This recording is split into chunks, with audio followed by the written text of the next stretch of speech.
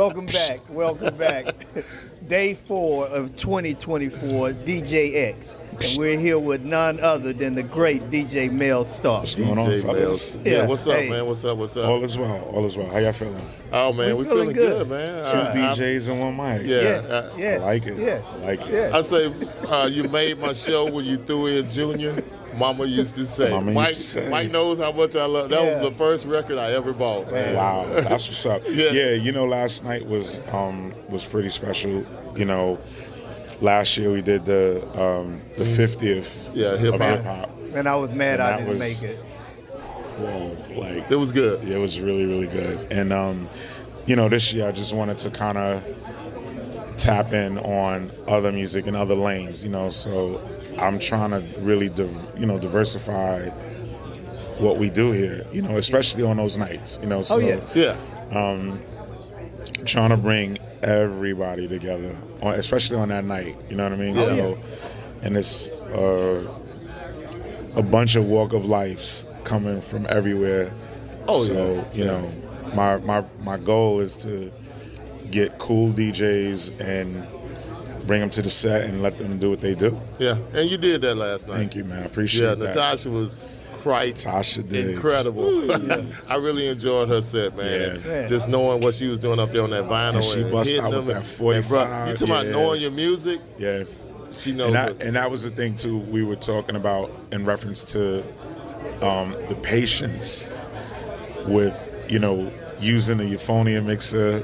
So we all used, you know, turntables and CDJs, but we had a euphonium mixer, so everybody. Okay, so that wasn't your first time jumping on it. No, I'm very well versed in the Uri and Bozak and all of the others. So the euphonium mixer was just like the smaller version right there in your face. Oh man! You know, so I saw you reach to try to get one cut though. Yeah, I almost lost focus for like 30 seconds. I was like, oh wait, you can't do that. You can't do that. He said I'm just mixing. And I think it was the I Can't Stop record, and I was like, oh wait. I said, look, he about to hit one. It was. But it was good, man. I said, wow, this is incredible. This goes back to the realistic mixer days. Absolutely. Yeah. And again, patience. Like I said, you know, the styles change, right? The music styles change, and the music and the DJs are faster, and you know the equipment is, you know, it's up to date to make you do a lot of other different things. But I just wanted last night to be that night where we could just like woosah and that's what we listen did. To some music, you know. And I wish she could have kept going with her set when she rolled out with that Prince. I said, okay, here we come. We coming. She coming hard. No doubt. But whatever she might have been going through. But man, tell us a little bit about your history, a little bit about you before we get into some other stuff. So basically, my background is house music. Okay. Club music, and so I actually come from playing a Uri. Suspensions, you know, the whole deal, and then eventually I went into the hip hop scene and started wanting to know how to cut and stuff like that. So taking both sides and just meeting them down the middle, and you know, coming up with that. Gave you your own unique style. Yeah, and you know, listening to like Tony Humphrey, Kerry Chandler, Timmy Regisford, Carl Cox, Tiesto, and like all of those guys, and then go on this side, and then it's Red Alert, Chuck Chillout, Clark Kent, and so on and so on. So I just tried to take both sides and create Mell Starr. So I'm seriously like honored, you know, to be amongst a lot of those guys, and you know, and try to create nights like what we had last night. You know, that was the last 2 years have been phenomenal. Now I was messing with Mike. I said, Mike, he must know that computer like the back of his head to be able to always know where that beat is, because you know sometimes Serato and stuff can be off. It can be lined up, but it's not right. But I'm like, man, this guy must see, and that's, you know, that again comes from playing disco records, right? Okay. So disco records is like, it can start at like 110. Yeah. and then it can drift to like 138, and then it comes back to 120. You know, so to me, that's the pocket, right? So with records and songs and music, you want to find the pocket as you're moving through your records. So I done played so many of them. So, the time stamp. Yeah, because you went deep last night. You hit some stuff last night. Y'all all hit some stuff last night. And again, shouts out to Natasha Diggs, DJ Spinner, and Scram Jones. It was really, really a great night, man. Took me back to my skating ring days. Oh, no doubt, no doubt, no doubt. He was back there skating, and I was like, all right. Oh, I had a good time. Ice them knees down. So, how did you come up with your name? Actually, a female gave me the name. Her name was Star Greer. And she just was like, and I used to hang out with her all the time. It was a bunch of us. And she was like, I'm going to name you Star. That's how it started. Yeah. And then when people would say Star, we both would turn around. Yeah. So she's like, you know what? Now I'm going to call you Mell Starr. Mell Starr. And we're going to put 2 L's and 2 R's on it so it'll be distinctive. And wow. Yeah. So Star Greer, yes. Wow. Thank you. You know, I appreciate it. It's just always amazing when you see where people's names come from. Yeah, because it's always a story. Absolutely. You know, either they created the story or someone created it. Someone created the story for me, and I think that's the thing with DJs, right? Producers and production and all of that stuff. Like, people give you those acronyms, right? Oh yeah. And the street, as they say, the streets tell who's who, and they tell the story. You know, so I always try to live by that instead of like, I'm gonna come up with, you know. So one of my questions is, what is like? I mean, you've been in the industry. You said 40 years last night, right? That was we ain't dating nobody. Well, if you can say you started at 4, so you're good. Like, I started at -10. 9. But how I started, I interned with Masters at Work and CNC Music Factory. Oh wow! So that's what I said. Like, that was my background. Oh yeah, so them guys. When that started, so it was like I was able to see like Martha Wash. When the whole CNC Music Factory was just like pumping out records. You know, Mr. V. It was a lot of people that I came across in my short span of being in the mix with that. And like I said, I just wanted to kind of get both sides of the game. Like, that was really important to me, you know.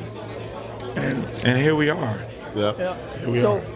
So when you wanted to learn how to scratch, who were some of your motivators? There's one tape. Excuse me. It was a DMC. It was a DMC VHS, and it was like, I remember it, and I actually was my father took me there. It was a 1990 DMC, and hosted by Clark Kent. Red Alert was judging, Jazzy J and Bismarcky, rest in peace. Yeah. Yes. And they were judging, and I was able to see like it firsthand.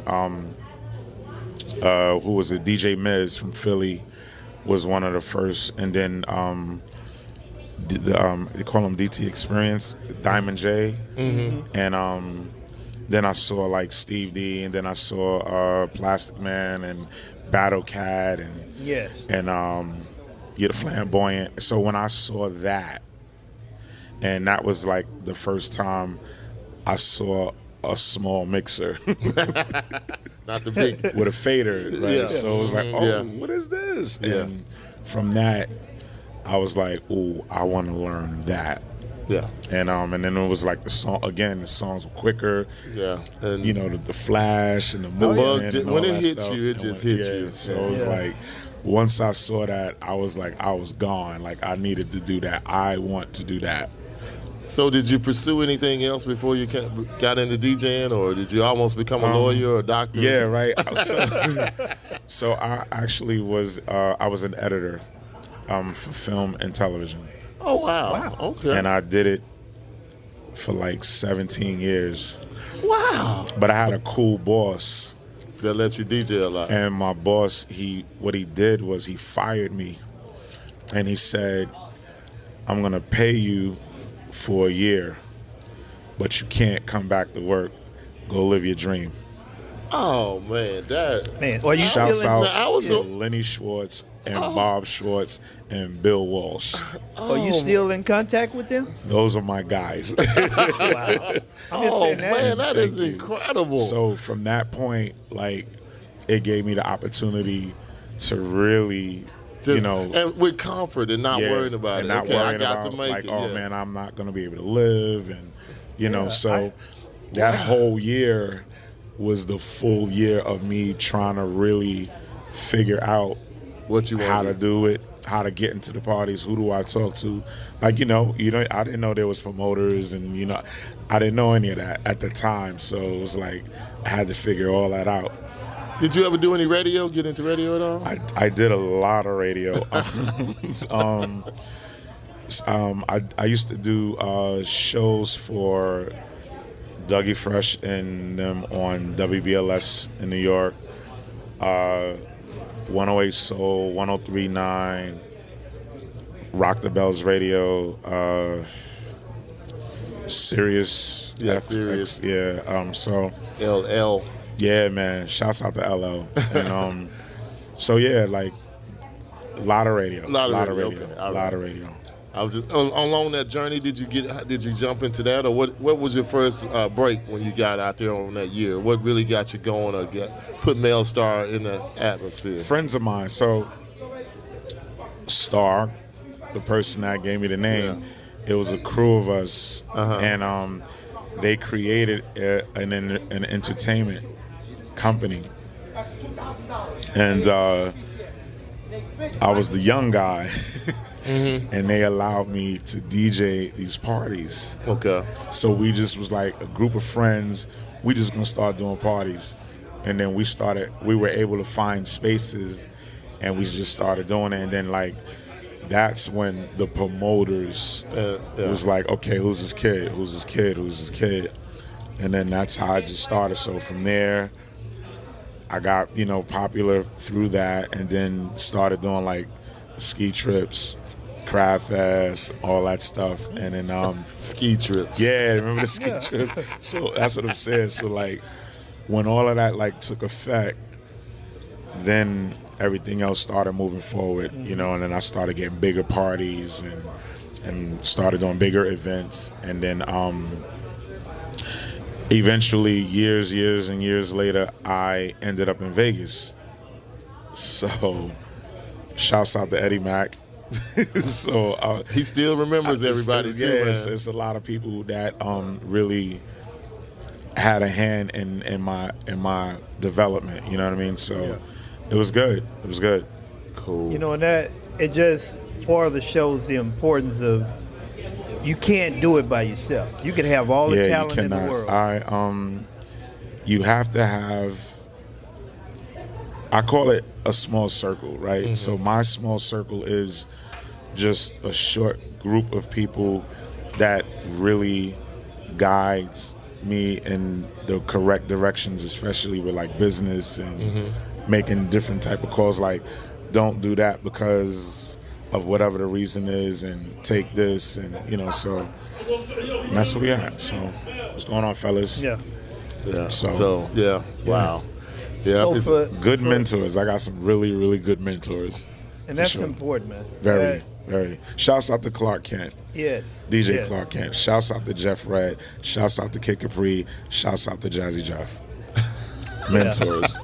Hey, man, it makes they paved the way, man. Mentors. Yes. It makes a difference. So for those that are out there that's inspiring to do some of the things that you've done, what advice would you give to them?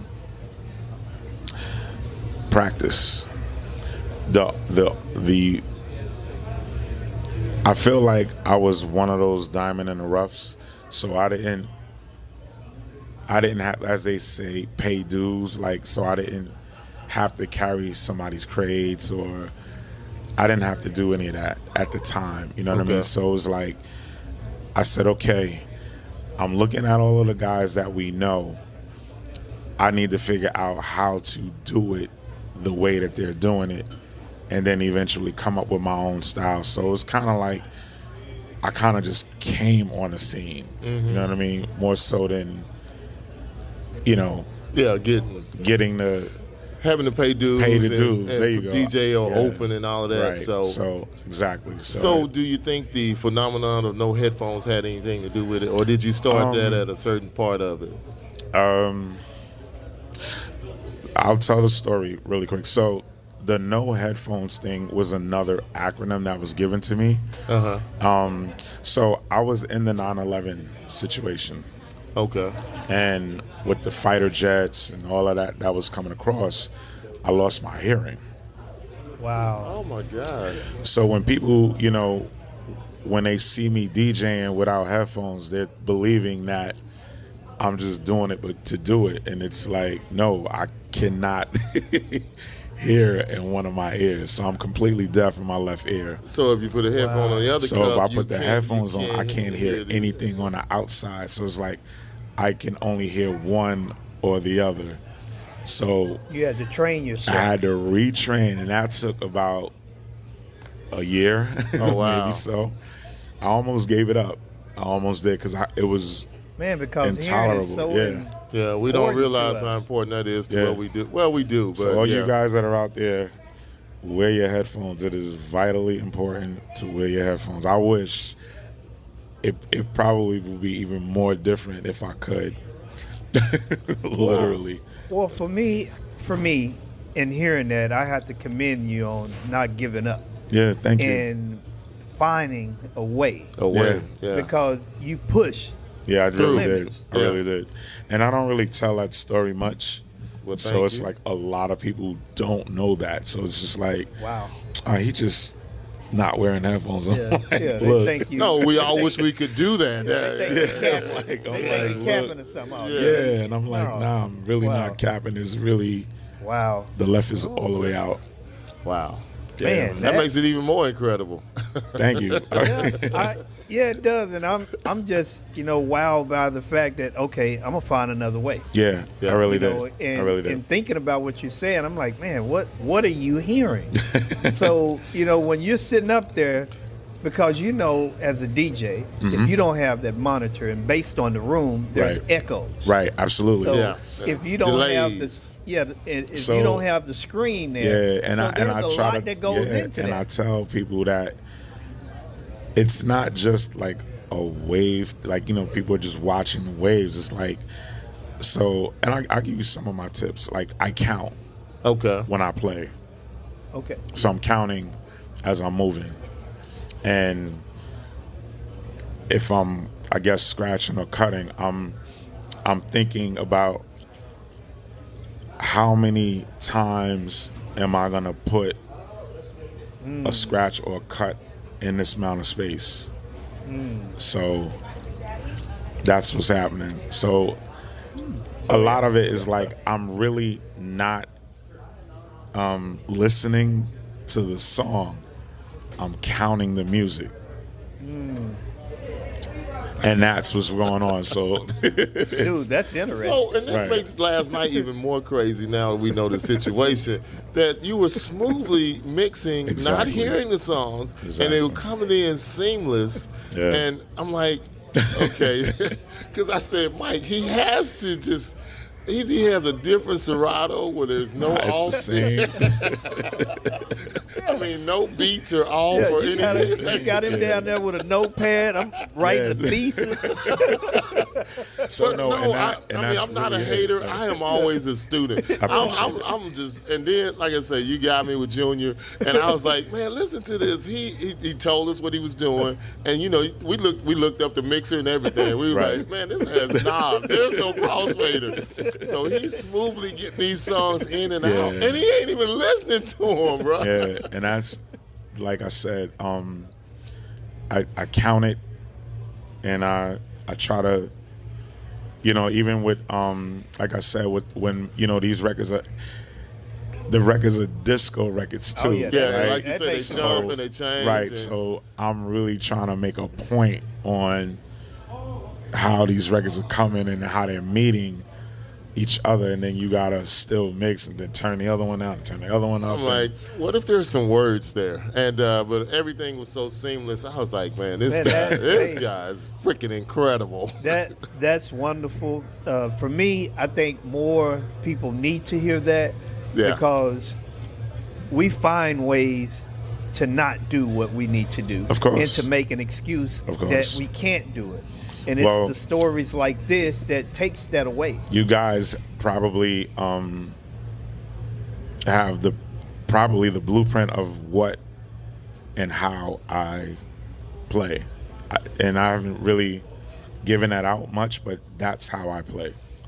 Wow. We thank you for sharing. Nah, it's all good. Yeah. It's all good. It was a QSC room. We came and checked it out a little bit, and it was like, this is animal. Yeah. Animal. So you're basically making a song in your head. Absolutely. You know, I got to do this. I got my hook. I got my verse. And I got to do all of this within this verse.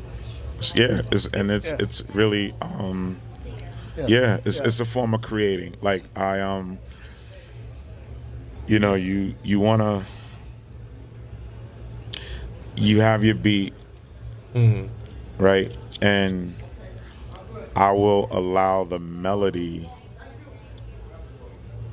to create the song, right? So the melody, and that's what I'm saying, like, all of this is counting and prepping how to put the records together, you know? So I'm taking the melody to the beat. Usually everybody takes the beat to the beat, right? And I'm taking the melody to put it to the beat and make it gel.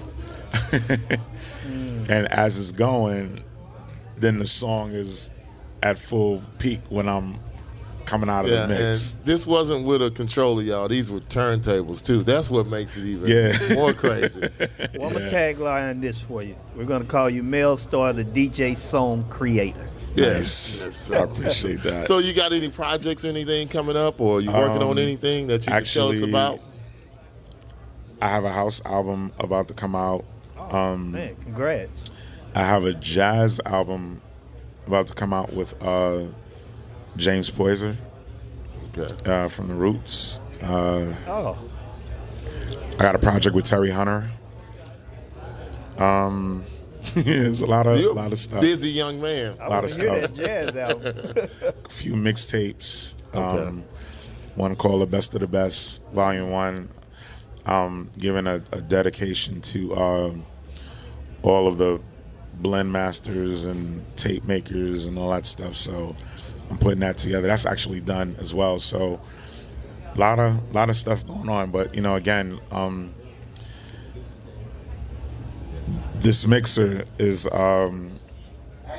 was something that I wanted to make sure that everybody understood last night. And we, again, like I said, when we play, we're always, it's left, right, left, right, left, right, left, right, left, right, switch, switch, switch, switch.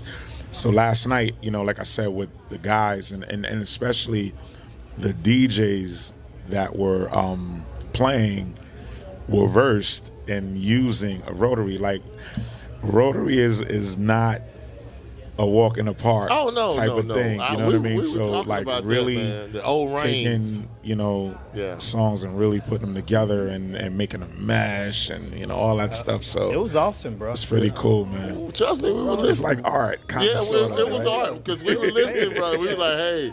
This is, and I mean, like you say, but you know your music so well, probably that you know where everything is, the breaks, the words. So, and you probably got Q pointed up to the mix. And not all of it. Like again, it's. I mean, even queuing is, you can, but for me, I'm still counting. So it's like, even if you queue and I'm not gonna, I might not even want to use that part. Okay. You know what I mean? And most of that for me is never on the one, but it falls into the one. But the killer part is Wow. not listening, and but you know where it is. Right. So I mean, because last night was flawless, and then he smoothly got his microphone, walked away, and put the next DJ on after he's been through about 20 tracks. No Man. doubt. I'm a student of the game, and I love just watching great DJs. Man. I love what I do, and watching, even like, it doesn't even matter for me. Like, you could be the novice to the professional, and I'm gonna find something in both. Oh, you have to make something happen. So, yeah. And I think once we get to the point to where we stop getting something out of something that one of us is doing, I think we're in a bad place, because we all you can learn pull from somewhere. something, because we all live in our own worlds, and that experience of how we express it is the beauty, the gift. We all learn from somewhere. Yeah. Yes. Well, we know you got to get on. Yeah, you about to go get on the stage again, and we don't want to hold you up. Okay. But man, we really appreciate you sitting down with us and talking to two little old DJs and one microphone. Two DJs and one mic. Yes. Yeah, it's our wonderful podcast. We appreciate you. We wish you continued luck. Absolutely. And I have to ask just one thing before we go. Sure. What is it about DJX that you love the most?